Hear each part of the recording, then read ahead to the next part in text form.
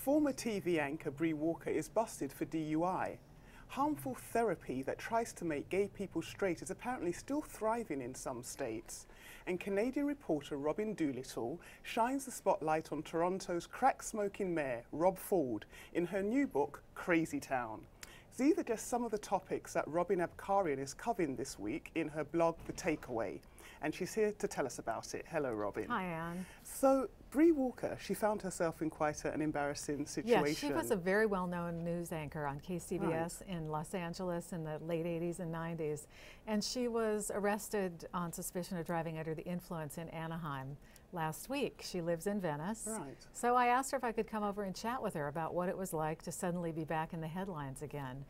A lot of people made tremendous fun of her somewhat extreme-looking mugshot. Right. You know, people compared it to Steven Tyler, the rock and roller. What was interesting about it was her lips were very prominent, lips that people say she's surgically enhanced, but which she denies. But what I wanted to talk with her about was what it was like at age 60, 61, to be in retirement and to suddenly find yourself back in the news for a very, very unwelcome reason. Well, she had an interesting comment to you. She mentioned, quote, "I'm very much an emblem of how women have to redefine themselves without the luxury of a job or a career anymore." Is that a correct characterization? Yeah, I mean, here she is. She's a woman in late middle age trying to find her way after a tremendous amount of success, leaving the business to raise her children. You know, most women are not going to find themselves exactly in her position, but I think a lot of people can relate to the struggles that she's going through.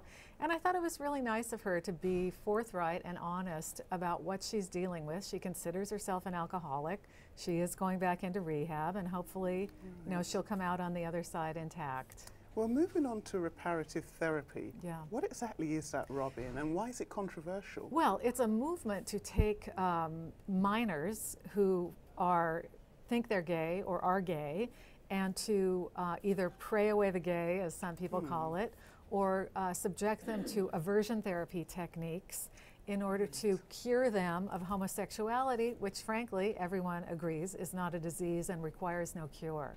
Right. So there is a movement afoot to outlaw reparative therapy to minors across the country, and so far California and New Jersey have become the first states to make it illegal to try to cure homosexuality from kids. Very interesting. Lastly, last but not least, I should say, Rob Ford, very colourful, to put it politely, mayor of Toronto. Yes, yes. Robin Doolittle, a reporter for the Toronto Star, has written a book about him. That's right. And she's revealed some interesting details about his family background. Does that make us more sympathetic towards him, understanding?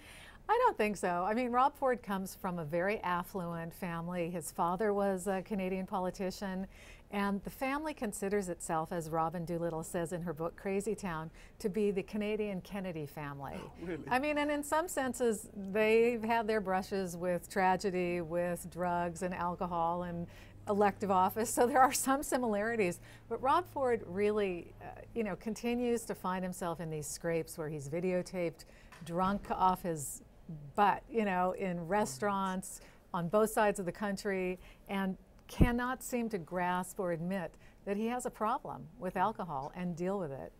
Well, we look forward to reading more in your column, Robin. Thank you. For more on this story and others, please go to latimes.com and visit Robin's blog, The Takeaway.